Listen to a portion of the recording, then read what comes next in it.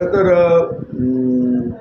नाका चौक ते Kankavli police station हा अतिशय महत्त्वाचा विषय आहे आणि सातत्यानं हा विषय अनेक तक्रारींचा विषय त्या ठिकाणी राहिलेला आहे.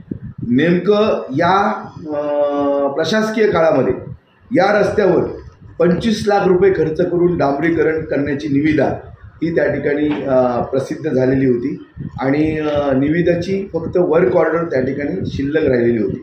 पण ज्यावेळी नगरपालिकेमध्ये सत्तांतर झालं त्यावेळी एक महत्त्वाचा निर्णय नगरपालिकेने घेतला की जी काही 21 कामं या शहरामध्ये जी होती ती एकाच ठेकेदाराला जास्तची कामं अशा पद्धतीनं निविदाचं वाटप झालेलं होतं आणि त्यामुळे याच्यामध्ये सिंडिकेट झालेलं आहे.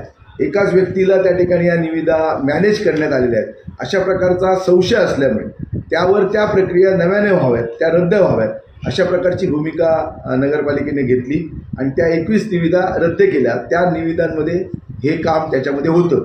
पण हा प्रश्न 308 खाली जिल्हाधिकाऱ्यांच्या समोर ठेवण्यात आल्यामुळे त्याच्यावर हिअरिंग झालेलं आहे. हिअरिंग होऊन त्याच्यावर निर्णय बाकी आहे. दरम्यान आचारसंहिता लागल्यामुळे कदाचित त्यावर जिल्हाधिकारी या जिल्ह्याचा त्या ठिकाणी निर्णय घेतील आणि जो निर्णय घेतील त्या पद्धतीनं नगरपालिकेची भूमिका त्या निर्णयाच्या निमित्तानं त्या ठिकाणी असेल.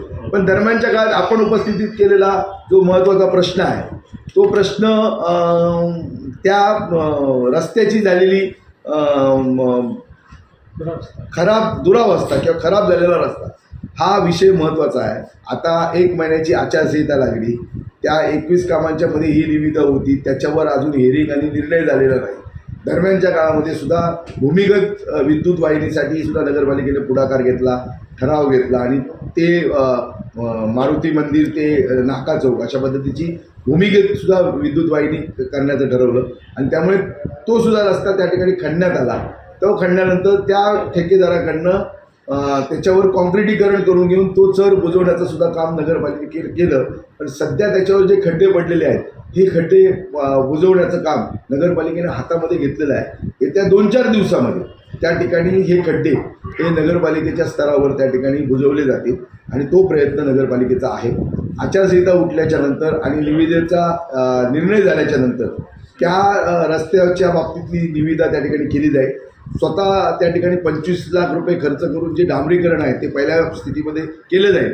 पण त्या रस्त्याचा जो महत्त्वाचा प्रश्न आहे की त्याला कुठेही ड्रेनेज नाही आहे. म्हणजे जे टॉकीजकडनं जे उतारानं जे पावसाचं पाणी येतं किंवा ड्रेनेज येतं ते संपूर्ण रस्त्यावर येतं कारण त्याला दोन्ही बाजूला गटारं नाही. पुढच्या काळामध्ये म्हणजे ते 25 लाखाचं डांबरीकरण झाल्याच्या नंतर त्या रस्त्याची आता आपण मापं घेतलेली आहेत. तो रस्ता पूर्ण त्या रस्त्याचं कॉन्क्रिटीकरण केलं जाणार आहे आणि दुतर्फा अंडरग्राऊंड गटर्स म्हणजे भूमिगत गटर्स त्याच्यामध्ये घेतली जातील आणि तो तेवढाच जो पीस आहे म्हणजे कणकवलीची हद्द ते नाका चौक म्हणजे पोलीस स्टेशनच्या पासून जे नाका चौकापर्यंतचा जो रस्ता आहे या रस्त्यामध्ये नगरपालिकेच्या हद्दीमध्ये तो रस्ता आम्ही कॉन्क्रिटीकरण त्या रस्त्याचं करणार आहोत. कायमस्वरूपी प्रश्न त्या ठिकाणी निकाले आम्ही काढणार आहोत म्हणजे परत त्या ठिकाणी खड्डे पडणार नाहीत आणि जे पाणी पावसाचं आहे किंवा ड्रेनेजचं पाणी आहे हे अंडरग्राऊंड त्या ठिकाणी भूमिगत गटाराच्या माध्यमातून त्या ठिकाणी त्याला मार्ग आम्ही त्या ठिकाणी काढणार आहोत. त्यामुळे थोडीशी कणकवलीकरांना या बाबतीमध्ये थोडंसं सहकार्य की अशा म्हणजे दुष्काळात 13वा महिना अशा पद्धतीच्या परिस्थितीमध्ये त्या रस्त्याच्या बाबतीमध्ये आम्ही आहोत. आमचं त्या प्रत्येक गोष्टीवर लक्ष आहे.